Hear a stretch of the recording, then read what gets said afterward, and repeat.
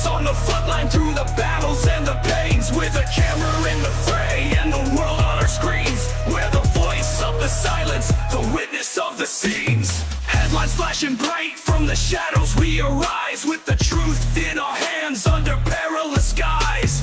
Every story told is a battle we fight. Through the darkness and the fear, we bring the light.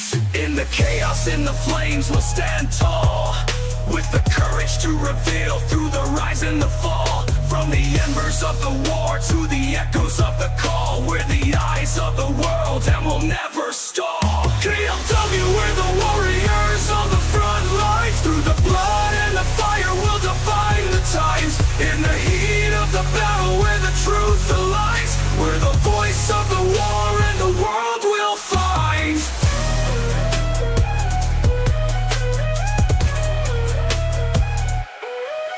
From the ruins and the wreckage, every story's told. Through the tears and the heartbreak, the bravery unfolds. In the darkest hours, when the world's torn apart, KLW brings the stories straight from the heart.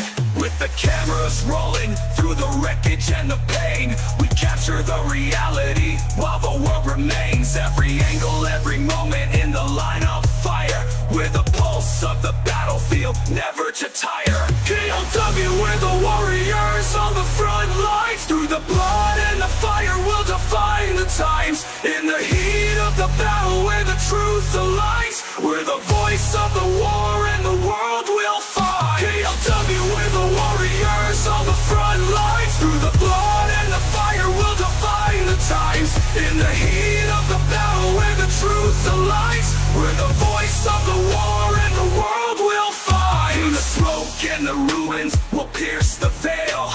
With every breath we take and every tale, we're the heartbeat of the conflict in the shadowed frail. With KLW's vision, the truth won't fail. Stand firm, we're the beacon in the fray. Through the dust and the fury, we'll light the way. In the fight for the truth, where the heroes lay. KLW, the story's here to stay. KLW, we're the warriors on the front lines. Through the blood and the fire, we'll define the times. In the heat of the battle, where the truth lies, we're the voice of the war and the world will find. So here's to the courage and the tales we unfold. In the heart of the conflict, our story's told. KLW, with the truth we hold. In the fire of the war, our legacy bold.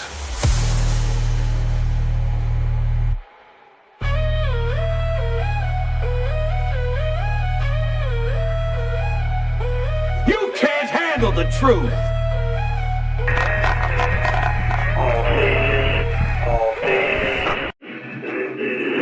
KLW World News coming to you live this evening. A little late, but better late than never.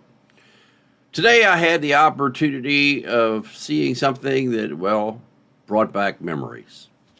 You see, in October of 2014, actually October of 2013, when I was working at the AEWE, Advanced Expeditionary Warfighting Experiment at Fort Benning, Georgia, which is where the newest, latest, and greatest technology of the U.S. Armed Forces, mainly the U.S. Army, come together to be tested.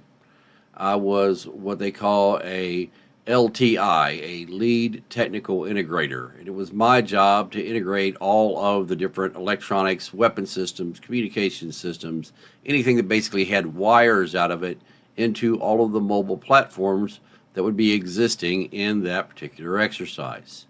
Well, one of the things that was in that exercise was a vehicle called a Ripsaw, made by a company called How and How Tech.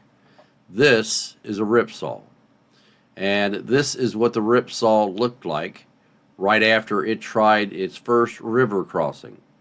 Everything worked perfectly until water got into the 110 volt inverter on the vehicle, which meant that the vehicle could no longer move itself because, well, it was controlled by a computer at the time. They've come a long way since then. In the early days of Ripsaw, as opposed to having a diesel engine on it that would run on JP8, Like you see here, well, the earlier versions of it had a gasoline engine, like you see here. Why do they call it a ripsaw? Because it rips like a ripsaw. It actually holds the world's speed record as the fastest tracked vehicle on Earth in excess of 60 miles an hour. It actually broke the tank built by Christie on the Christie suspension system as being the fastest track vehicle on the planet.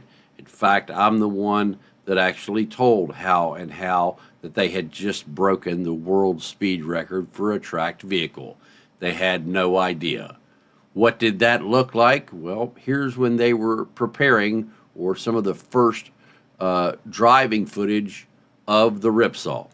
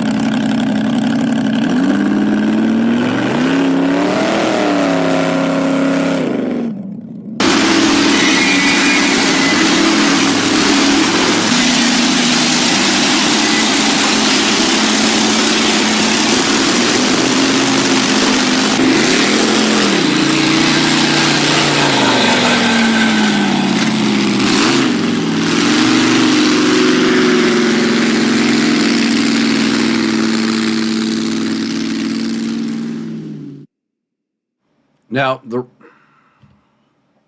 Ripsaw has come a long way since then. It's no longer this rip roaring piece of equipment. It has now turned into an advanced autonomous platform, allowing it to go out on the battlefield and carry out missions on its own. In fact, in this particular mission, it's going to lay a line charge. That's where it fires a rope out into a minefield, and when it lands, that detonates and clears the way for other vehicles like tanks, armored personnel carriers to egress through that minefield. It's a very dangerous job. You can also use this against dragon's teeth, against minefields bordered by dragon's teeth, and this is what that looks like.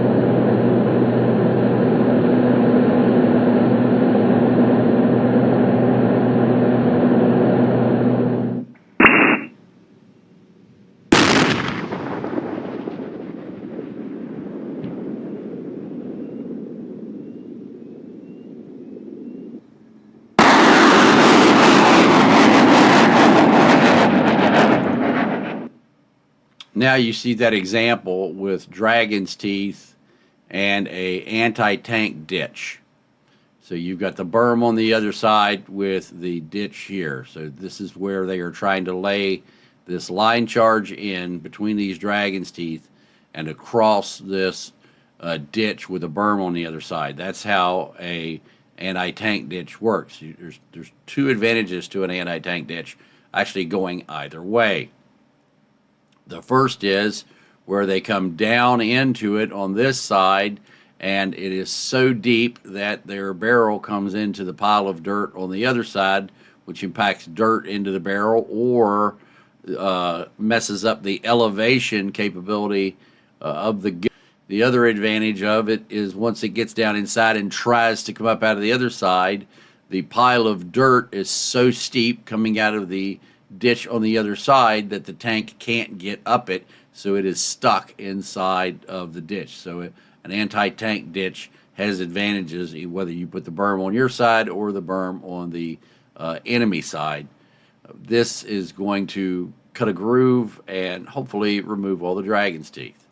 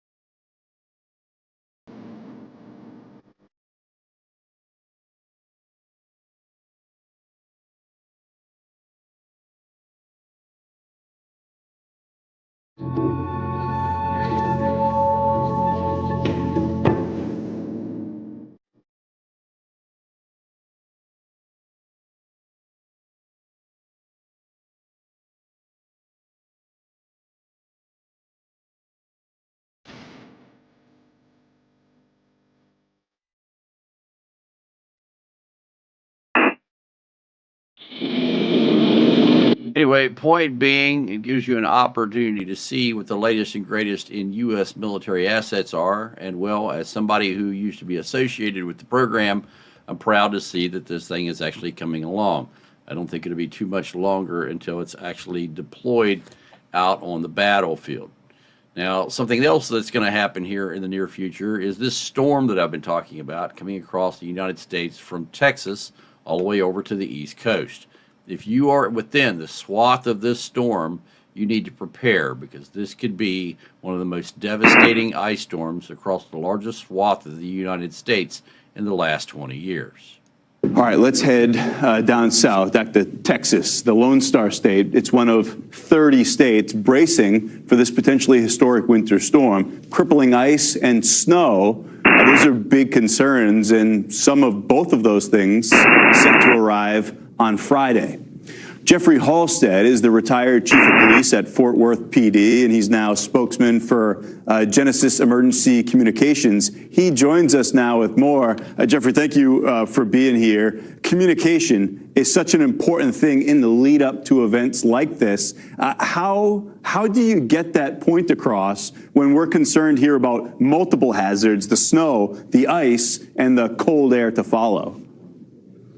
Well, Ian, thank you for having me. And number one, you and your team are doing a great job at showing and profiling just how massive this storm is. So these residents and our citizens need to take note. This is very, very serious. So what these cities and counties are doing is they're actually taking all of their preparedness models and deploying them instantly for mass notifications, communication to residents, but then making sure that they have plans. Do they have food, water supply? Do you have your life-saving medications ready and fulfilled so that you can withstand 3, 4, maybe 5 days of no travel, no electricity, and no ability to get to the outside world? So those are massive communication responsibilities, but these emergency managers are ready for this, they plan for this, and they're ready to put those plans into place.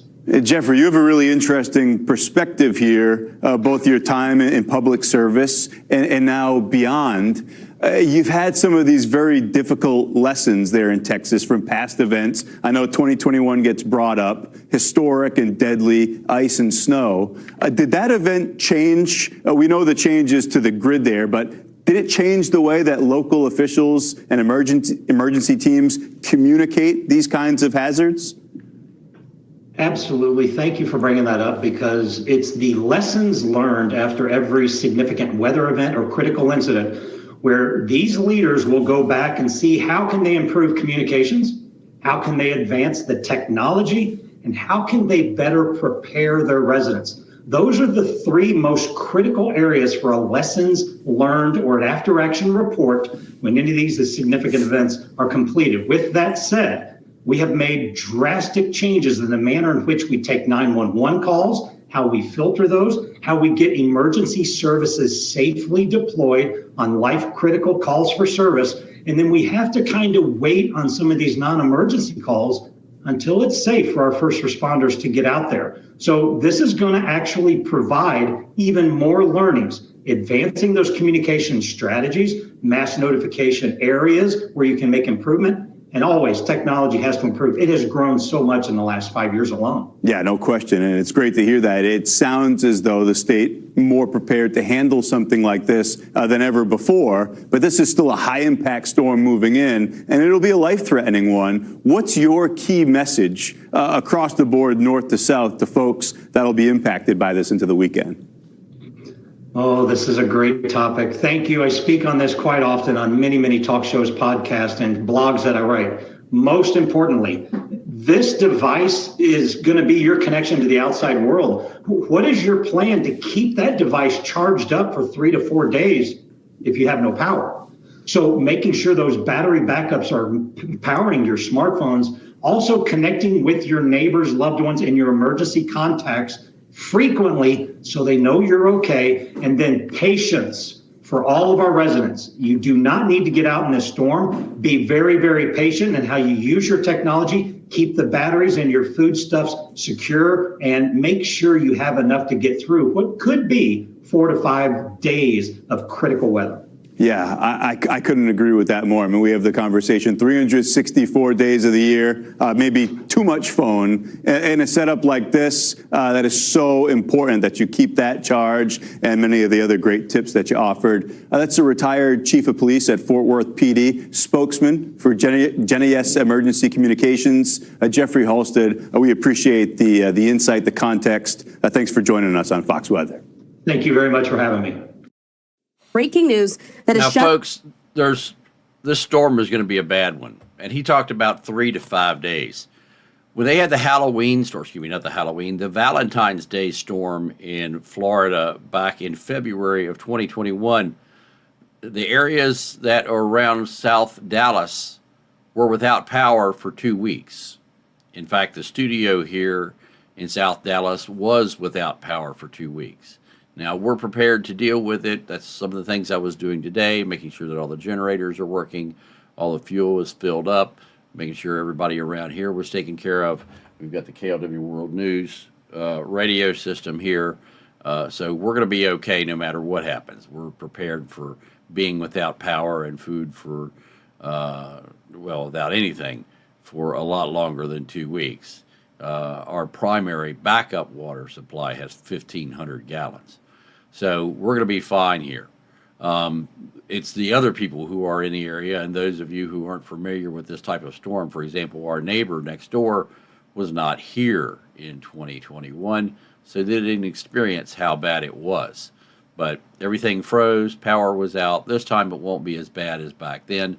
Could be more catastrophic as far as power being out, but it won't have the long-lasting cold snap that ruptured everybody's water pipes like it did back then. Now, there's a lot going on in the world other than just this storm. The U.S. has seized yet another tanker. Here in the Caribbean, the U.S. went and got another tanker yesterday. And we've got more on that story. Now, they're not the only ones that are... this is not the only place that the U.S. has been working. I had mapped out here the oh shit, trying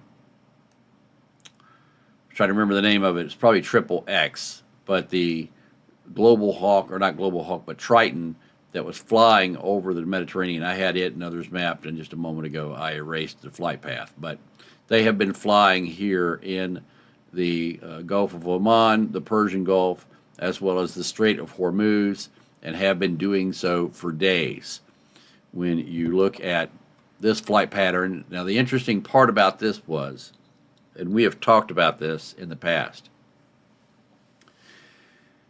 if you look at the ADS-B data, it will tell you that the flight path that you're seeing right here belongs to a P-8 Poseidon. That's a Boeing 737 that has been modified for the U.S. Navy. There's just one small problem. A P-8 Poseidon is restricted to a maximum altitude of, I think, 41,000 feet. This particular aircraft doing this targeting pattern was flying at 46,000 feet, a mile higher than the maximum ceiling altitude of a P-8, or excuse me, a P-3 Orion. Excuse me, no, I'm sorry, P-8 Poseidon. Too many P's. So this particular flight path is showing a targeting flight path. You can tell by there's three separate lines here parallel to each other, and this is north of Venezuela. And so we know that that's what they're targeting here, as well as ships. Now, they have captured now, I believe it is the 7th ship that the U.S. military has boarded in regards to Venezuela. And by the way, on the last one, we told you guys that it had a lot more on it than just crude oil. And it did. It had oil. It had gold. It had weapon systems. It had explosives. It had a variety of things. The Bella that they chased all the way back, that they changed the name of, was full of goodies, all intended for Venezuela. I got to learn to talk tonight. So all these ships that are coming in and out of Venezuela, they're carrying more than crude. This is reported from the Associated Press. I'm going to put this up on your screen. They've since put this out on their X account, saying breaking news there that U.S. forces in the Caribbean Sea have seized a 7th sanctioned oil tanker. This as the Trump administration moves to control Venezuela's crude oil. And so this just came down a few minutes ago. But what we know is that those U.S. forces apprehended their 7th oil tanker in the Caribbean today, as the Trump administration is continuing its enforcement of the quarantine of sanctioned vessels there in the region. The U.S. personnel, which was made up of officials from the United States Coast Guard, along with the Navy and Marines, seized this vessel as well, quote, without incident, according to the U.S. Southern Command. They also shared this 20-second clip of that operation. I'm going to play that out for you right now.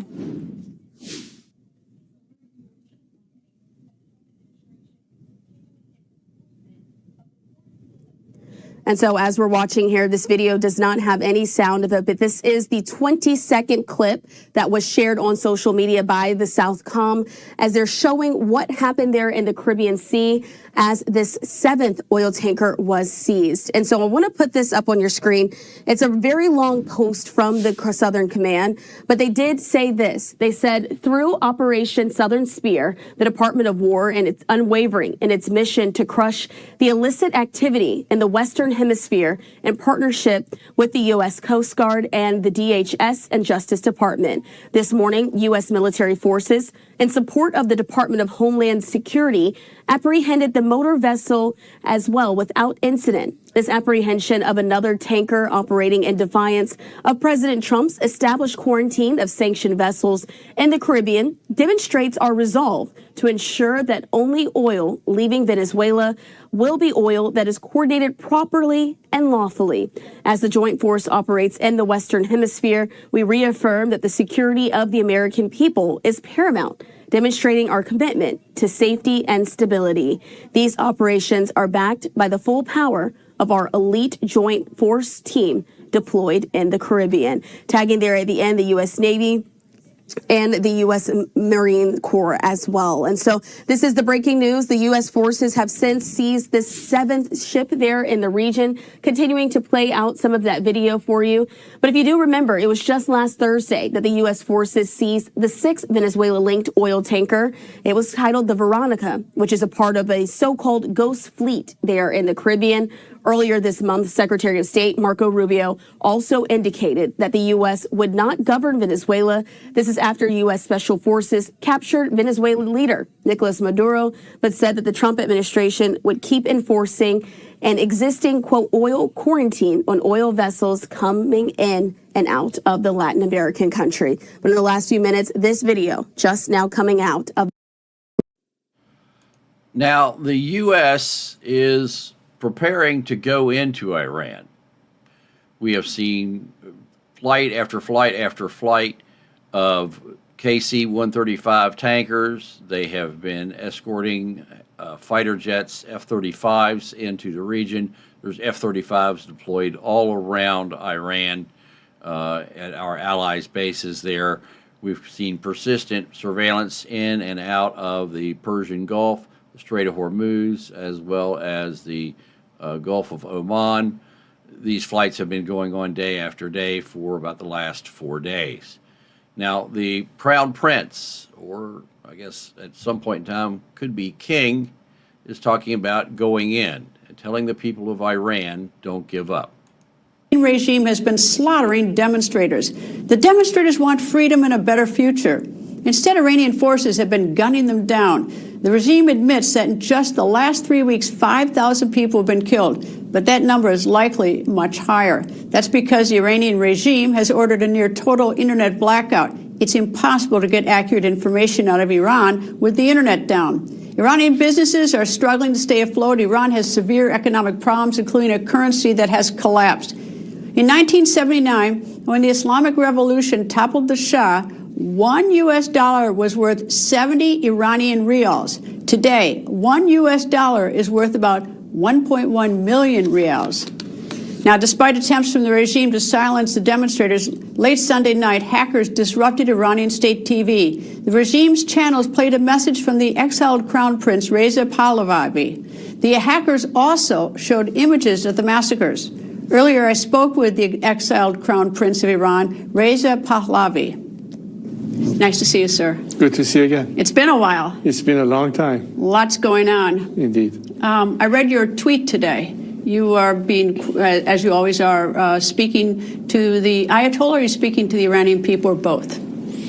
Well, this was a very clear message to the supreme leader that this genocide will never be forgotten, that it's a regime that has waged war on its own citizenry, shooting at them with assault military weapons, going to people's home and clobbering them there, shooting at people on the rooftop or chanting slogans at night. It is really a war scene, what's happening in Iran right now. And the expectation that these brave Iranians that are totally defenseless in terms of being unarmed vis-a-vis such a regime is, when is the cavalry going to show up and give us at least a fair chance to combat this regime and put an end to it? The momentum is, of course, still there, albeit that now people have to wait until the next opportunity to come to the streets. But the battle goes on, and as I said in my message, there's no turning back, and we will fight and fight until we finally prevail. And hopefully we'll get some help on our way. Going back to 2009, people took to the streets, and many of us thought that that was the big opportunity for the regime to fall. President Obama did not step in. And now, fast forward to now, we have people taking to the streets again. People are being shot and killed, as best we can figure out from information coming out of Iran. President Trump has spoken big words, but so far, no action. Is there something you think he should do specifically? Well, the president clearly stated that if the regime was to use violence against its own people, it will not be unanswered. That pretty much leads one to believe that what is the element that will be a necessity to come to the people's help, if that's the intent. And right now, we clearly see that the regime is using every aspect of its repressive arms, and most of the times it's the IRGC or the Ministry of Intelligence or any institution that backs the thugs that they bring in to repress people that need to be neutralized. So if there is going to be a strike, I suppose it's going to be targeting those institutions that have been directly involved in this massacre. And on top of it, you have other elements that the regime is bringing from the outside, from Afghanistan, from Lebanon, from Iraq, to do the dirty job.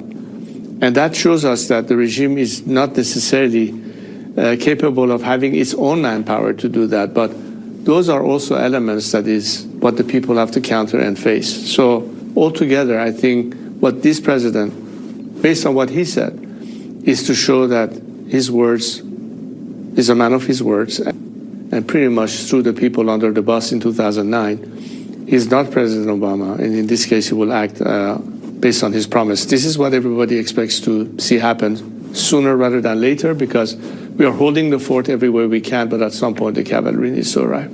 The difficulty that we in the media have, and everybody has, is that the regime has been so effective at shutting down any sort of communication in and out of Iran. So it's we're getting it, second and third hand, although this regime has a history of doing public hangings to intimidate people. I think the Ayatollah admitted that they've already killed 3,000. The numbers are bigger, but he himself says 3,000. One is too many. So that's been such a problem. Are you able to, I assume that you have a better communication channel to find out what's going on? We managed to get some information, despite the fact that, of course, there's been a massive shutdown of the internet, even telephone lines, but information does trickle out. And for what we have gotten in the middle of all this has been flabbergasting information. I think the death toll is well over 30,000 as of now, maybe even more. And that's throughout the country. But Tehran alone counts more than 12,000, as it was reported about 3 days ago. Now, I think that Starlink has a key element to keep us connected, and Elon Musk has done his part, and we thank him for that. And eventually, once the information is back on, hopefully the media will also be able to get all the reports that have been pretty much impossible to obtain. But I'm sure you're going to get those facts very soon. But that's too late off. That's after people have been killed, regrettably. Well, yeah, of course, it's already done. But the whole point is exactly this is what we have to deal with. And as such, I think it's important for the whole world to realize that this is a regime that has no reservation in massacring thousands of people. It's a war. It's a war waged on the Iranian people. It's not just anymore. Some people report, well, there are protests and there's economic malaise and so on and so forth. It's beyond that. This is an actual war, and we need to win that war. It's a little bit like, when during the occupation, the French were having the resistance, and at some point, there has to be some kind of intervention to fight back and give them a chance to success. And that's how the Nazis were defeated, after all. This is another case where our country has been occupied by a regime that is not even Iranian. They are anti-Iranian. It's a totally different conflict. Are the protests slowing down? Because I know that, there was another incident, 2022, when the young woman didn't wear her hijab correctly, and she was beaten to death or killed, I forgot how, by the police, morality police. And then things died down somewhat. Is the protest, are we at a point in the protest where things are slowing down, or is it still very heated? The protesters are still taking to the street in giant numbers? I think the momentum is still there, although you can call it a tactical retreat, so people are not massacred on the streets, not the chanting slogans at night. I called for that to basically go in other directions where we can still bring pressure on the regime. It's not just being on the street and chanting slogans that is necessary. We need to have labor strikes. We need to be able to paralyze the regime from within. These are other elements that we're working on together with the activists back home. And I think that's where the game changer would be, back to the question of if President Trump does act on his promise, How can we neutralize the forces that the regime utilizes against its own population? That will be tipping the balance in favor of the people, and then you can expect people to be back on the streets and then take over strategic entities that will lead ultimately to the regime collapse, which is, after all, what we're pushing for. You know, I'm old enough to remember pre-1979 Iran, when your father was the leader. You see pictures from the 70s, and they're dressed just like we are here in the United States, and they seem to be enjoying the same things that we are. Now you see pictures, and especially for women in particular. I mean, I realize the men are being hanged in public and everything, but when you see the pictures, you really get an idea. But so many Americans are not old enough to remember what Iran used to be, and it has a rich culture in music and art and everything, and a completely different country than what we're seeing now. Well, I'm glad you raised this, Greta, because in fact, you know, maybe for the average American, they said, why should we get involved? Why should we be concerned about Iran? In what way does it impact us? Well, let me tell you how it impacts America. Many Americans who remember those days saw a country that was a friend of the United States, that provided its part of bringing stability to the region, a country that had cordial relationship with its neighbors, the only country in the region that had no qualms or issues with the state of Israel. All of that changed in 1979. A regime that came with the slogan of death to America, death to Israel. This is a regime that, as of yesterday, had a threat to actually threaten the American presidents as a retaliation or revenge factor. This is a country where Iranian Americans, who have been the first to come and seek refuge, and now many of them run this country, what they represent in terms of having a possibility to reconnect America to Iran. Iran, in the first 15 years, we estimate, will bring to America about $1 trillion worth of revenue just by doing business in Iran, a country that you've been deprived of having an opportunity to work with. Why? Because you have a very hostile regime.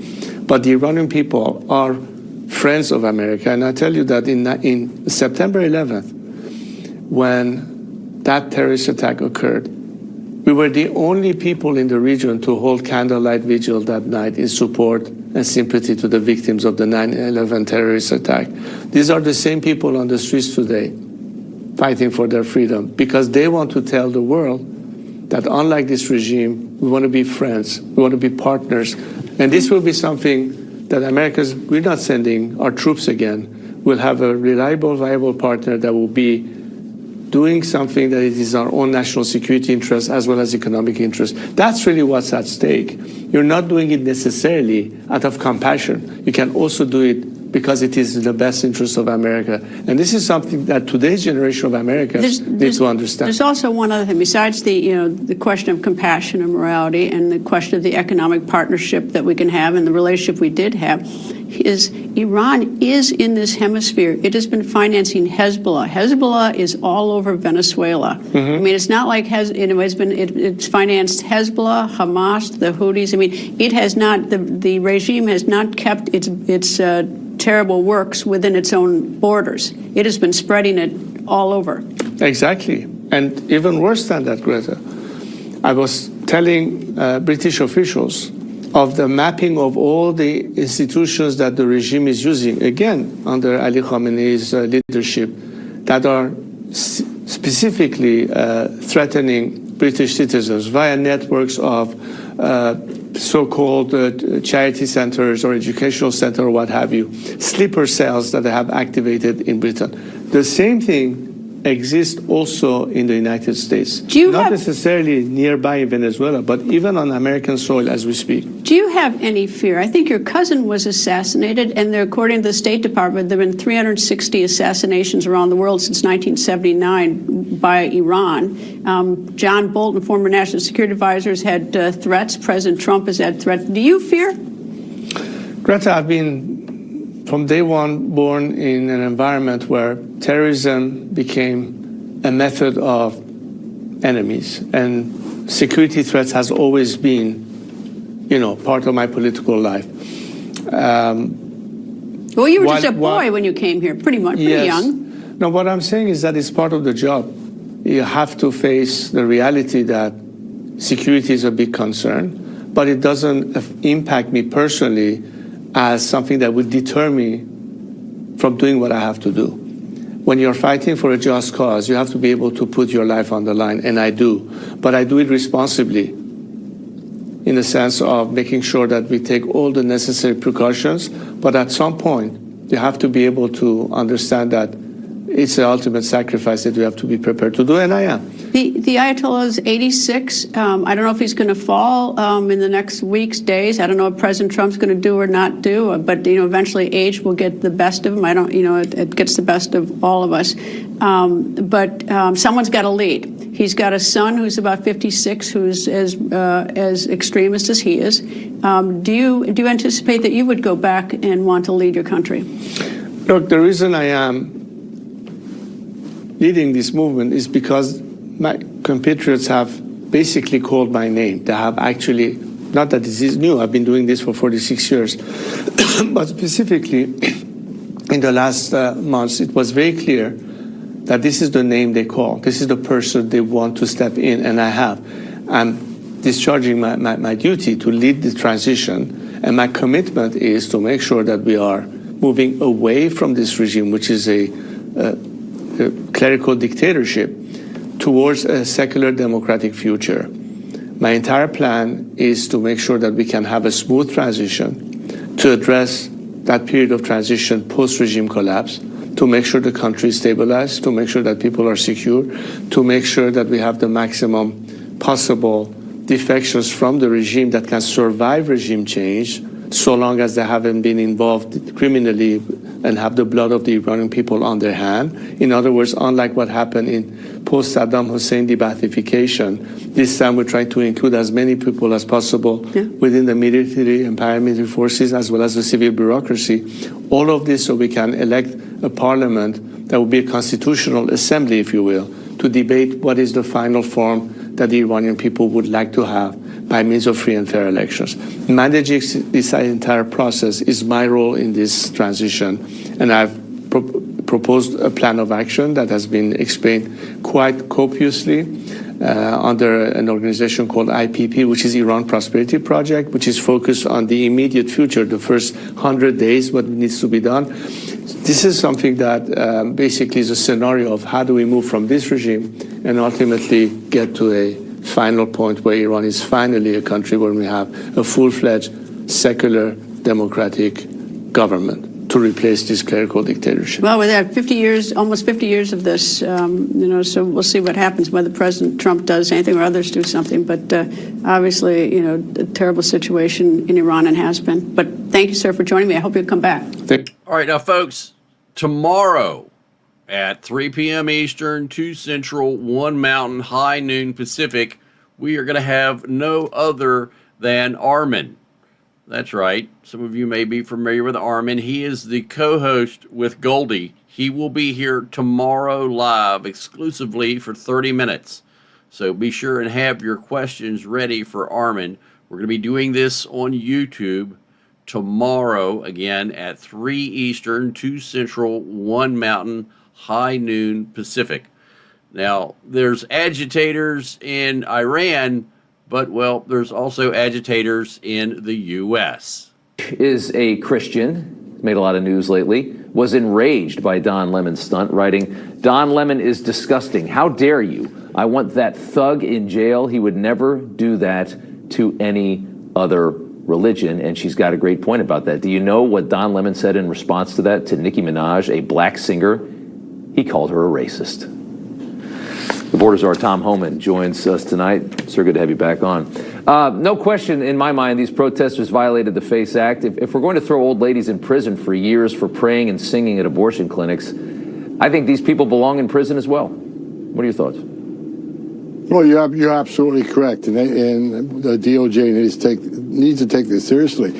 What's really telling is, since January, the whole past year, the left has accused ICE of raiding hospitals, or raiding elementary schools, and raiding churches, and they can't. There's been no incident where we ever raided an elementary school, a hospital, or a church. But look who is raiding a church. It's actually them. So it's very telling that they would accuse us of this and they're the actually ones doing it. Don Lemon, look, his career went down the tubes.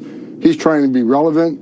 It's really quite pathetic, you know, how he's trying to be relevant and he's not. He's a joke.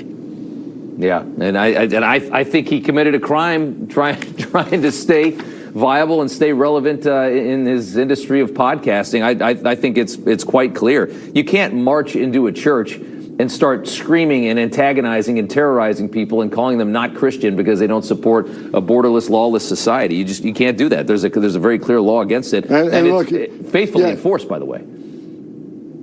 Yeah, and this whole language about the white, the nationalists, the white this.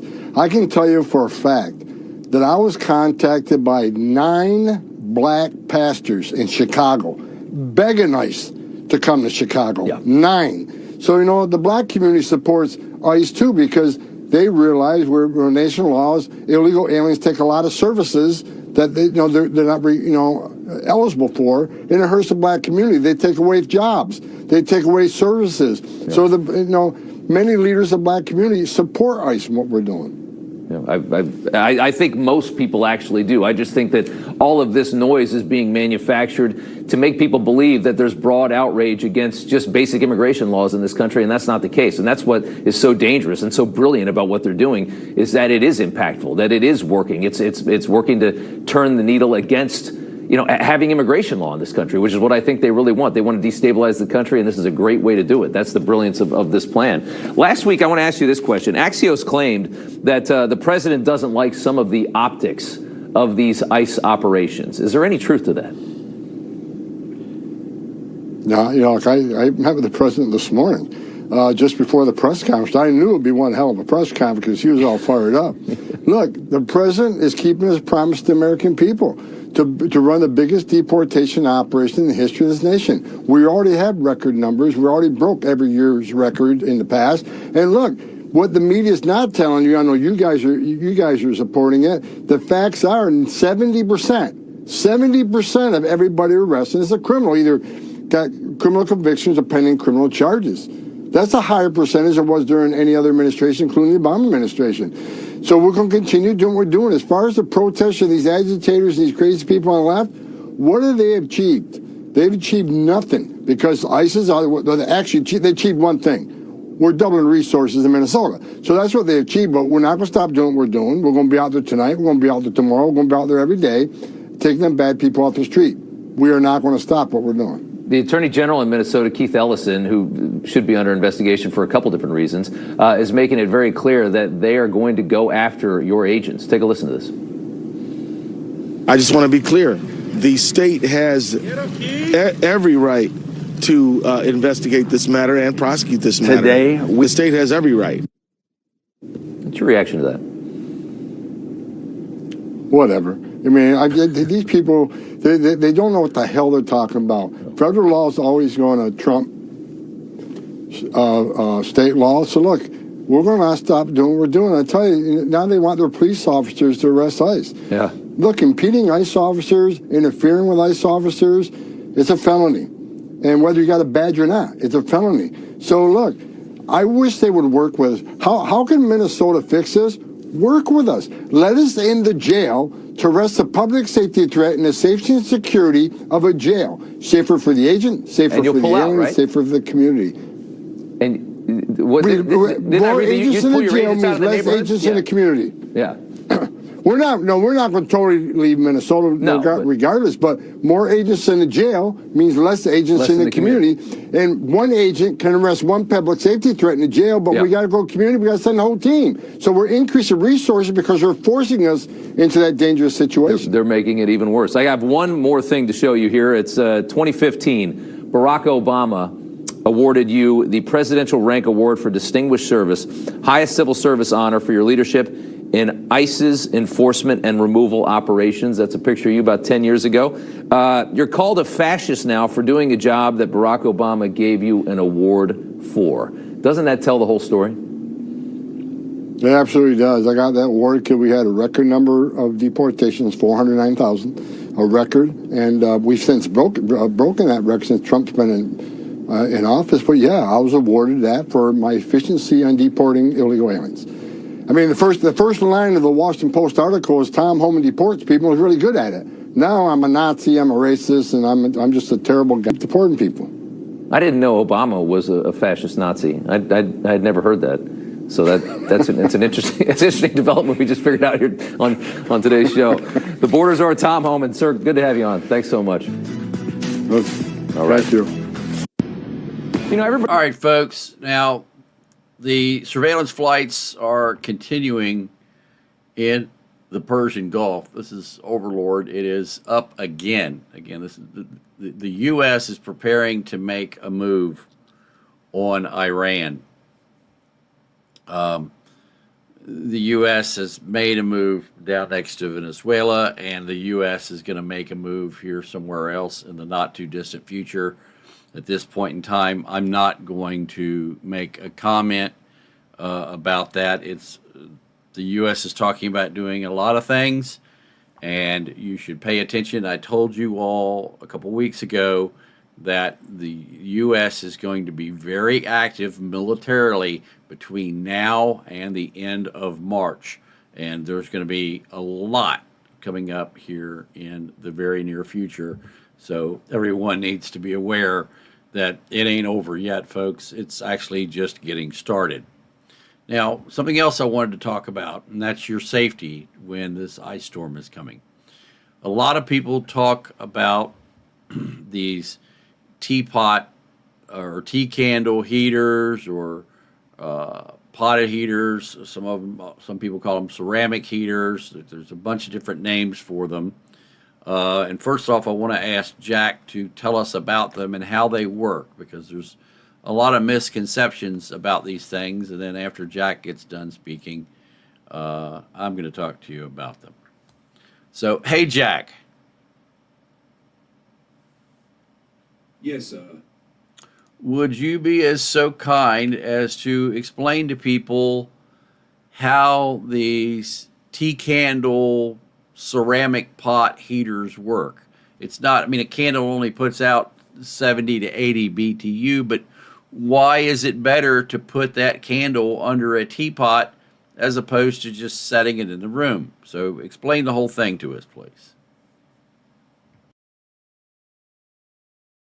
Candle alone just shoots its heat straight up, and most of it gets lost near the ceiling. When you place a clay pot above, the pot absorbs that heat, warms up, and radiates it outward. That means instead of just hot air escaping, you feel warmth directly from the pot's surface. Now here's the safety bit. Never put more than 4 candles under there. If you go to 6 or more, you can get a flashover. Basically, too much heat builds up and you get a sudden ignition. So stick to 4 candles max, never leave it unattended, and keep it on a safe surface. Comfort, yes. Room heater, no. Safety first. There you go. Thank you, Jack.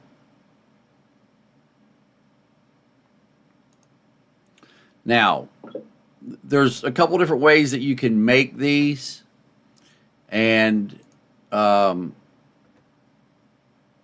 I know. Ever since I went to the app of Jack working directly into the server, I'm not getting Jack's audio the way he used to.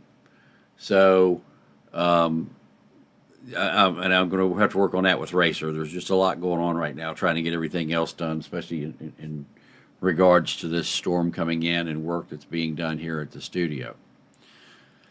Now, this gentleman here, and I'm going to put a link to his video into the chat, okay? Now, a lot of people use the tea candles, and you can. They're cheap. But let me tell you the best way to do this, and that is what you're seeing right here. Some people put 2 crocks, some people put 3 crocks. They put the crocks on the bottom, they put the crocks on the top. They can do whatever the hell they want to do. The fact of the matter is 2 crocks, 2 of these pots, these ceramic pots, does not work better than 1. In fact, in my personal opinion, I like 1 ceramic pot, 1 large one like this. Now, the problem that he has here is that, and the reason that one of his candles keeps going out is because this mason jar is too far up inside of this particular crock. And because the mason jar is too far up inside the crock, it's burning all the oxygen away and it's putting the candle out. Okay, and it doesn't matter. You cannot put the candle itself up inside of this like he does here. You're going to see it. See that? That's a no-no. And the reason that's a no-no is there's no airflow through here. He puts a coin over the top of this, and this candle is burning up all of the oxygen in here, and this is hot air that no longer has oxygen in it, and it's snuffing out the candle. This should be below this these bricks. So what he should have done is he should have put these bricks up on end and used 4 of them, so is that the top of the candle is visible underneath of the underneath of this crock. The quart jar is so far up inside of here that it's putting the candles out. It's literally suffocating them. So this needs to be up above. So he should have put these up on edge, or he could have used 2 cinder blocks and set the quart jar down underneath the cinder blocks, or inside of the cinder block, and set this, between the cinder blocks, and set this up to get this up, because you have to have oxygen being able to get to the top of the quart jar, like you can see right here. Now, the cookie sheet. He's doing this the way I would do this.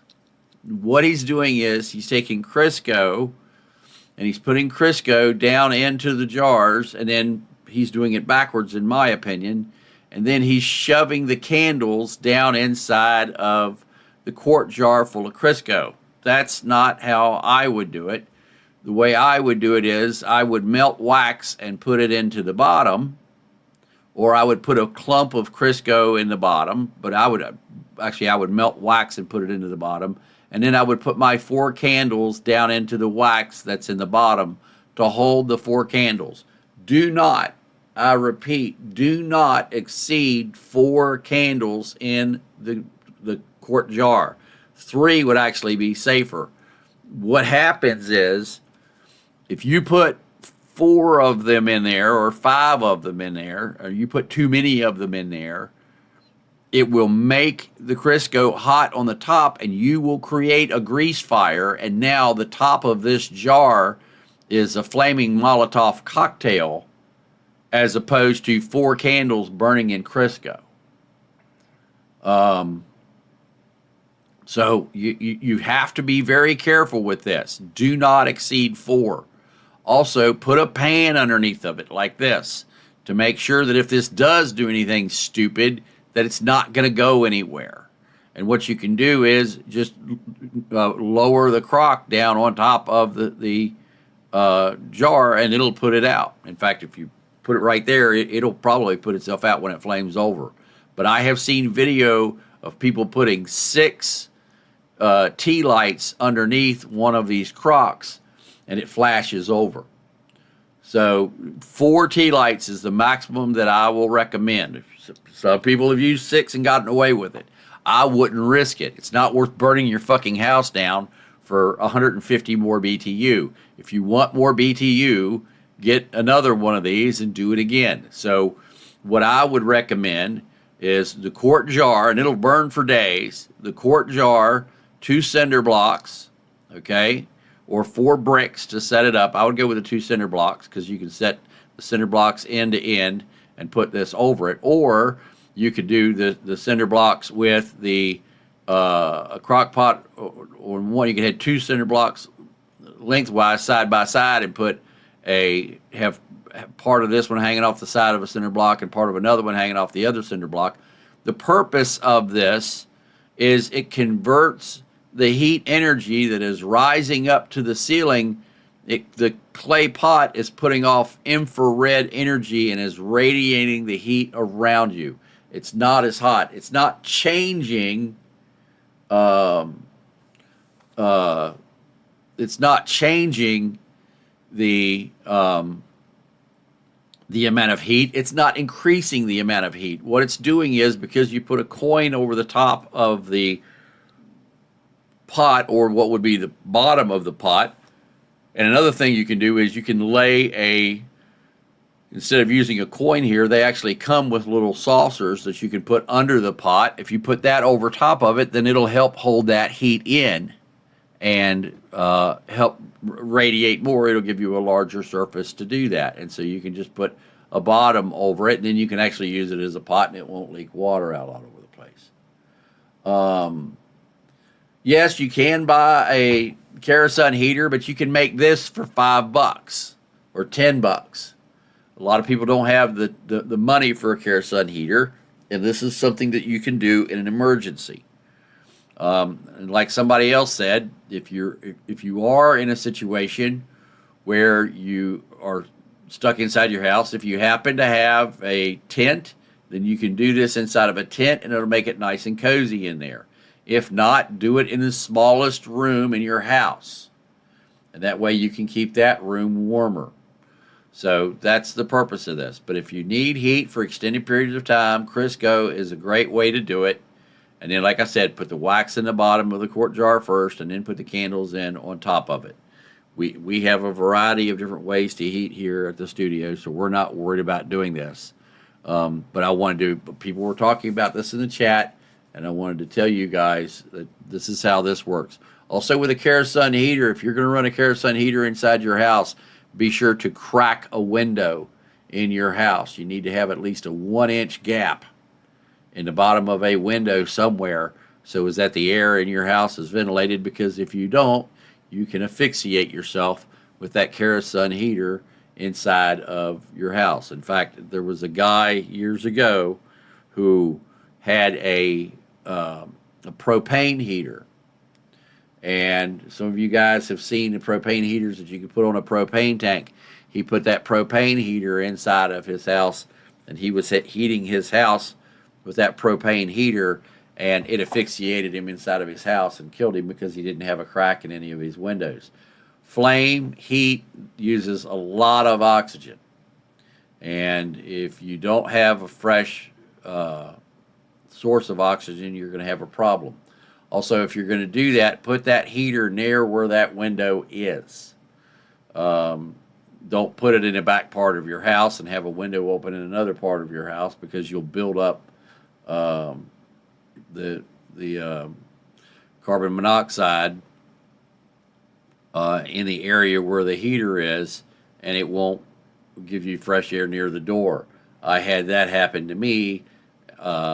I almost died of carbon monoxide poisoning because I was working in a building that had a generator running in the back, and there was an exhaust leak in the back of the building, and there was no fresh air back there, but the doors were open on the front, and it's not a good thing. So, yeah, see, Charlie's had a call like that. He had one back in 82. I almost became one of those DOA calls. But anyway, that's you have to be able to have heat, and you want to do it in the smallest room possible. Yeah, don't use a grill. Right. That's not a good thing to do.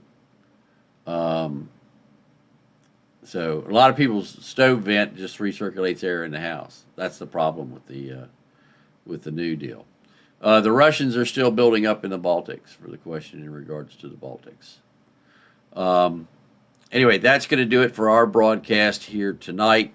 We're going to continue to watch what's going on in the Persian Gulf area. We still continue to watch what's going on in the Baltics, as well as what's going on down in and around Venezuela. I'm sorry we were late this evening. I'm preparing for things here at the studio, and I even went on the wrong channel today. This is our backup channel. This is not our primary channel. That's why there's only 188 people in here right now, because this isn't our primary news channel, and a lot of people don't even know that this channel exists. But it's good that you guys got over here because you're on the network. Also, if you haven't joined the network, now's the time to do it. Go to klwworldnews.com and get signed up there. So thank you guys for being here. We're going to go over to do some Beam MG now. I'm sure most of you guys already know where that channel is. We're going to go over there and have some fun for a while. And then tomorrow at 2 Central, we're going to have Armin here from Goldie and Armin. And then we'll have another show tomorrow night. And then come Friday, we're going to be doing Weather Watch, watching for the ice, watching for all the storms. Be prepared, folks. Make sure your car's full of gas. Make sure you got all the food and water that you need. Go buy extra food and extra water. You could be without power for days, weeks, or possibly even more. Again, the area I'm in was without power for 2 weeks. Imagine that. So we're doing everything we can. We'll still be able to broadcast. We can broadcast out of the Intimidator if we have to. I'm not planning on doing that. I don't know where Princeton, Texas is, Larry. So I'm on the south side of Dallas. So you can figure that out. But anyway, we're going to continue to broadcast here. Once the storm is over and the roads are clear, if there's devastation, we may get the Intimidator and go out and show some of that devastation of the power lines being down, so on and so forth. Also, we're planning on doing more traveling as the spring comes. With the Intimidator, we've got different events at different parts of the country that we're going to go to. So we're going to be getting out and doing a little bit more with the Intimidator. So thank you for being here. Also, I was shocked last Friday. Almost nobody showed up for Freaky Fridays, and nobody made a single donation for Freaky Fridays, and that's what keeps us on the air. Your donations on Freaky Fridays has been helping out a lot because of the fact that Rumble has cut our pay to 17% of what it was before. So I want to encourage you guys, if you can help us out on Freaky Fridays, we greatly appreciate that. That's what helps Racer and I to be able to keep going here. So don't forget that this coming Friday. Also, I'm going to do one more live stream on Rumble for this month. That live stream is to make sure that we fulfill the requirements to Rumble to see if they're even going to pay us from the contributors or content creators program. Last month, what they paid us was horrendous, and this month it's probably going to be even worse than it was before. But anyway, yeah, don't forget, because that's what pays Racer, folks. Racer and I, we depend upon Freaky Fridays for that. That's how we survive. So anyway, thank you very much for being here, and we will see you on Beam MG in just a moment. Have a great day. That's all, folks.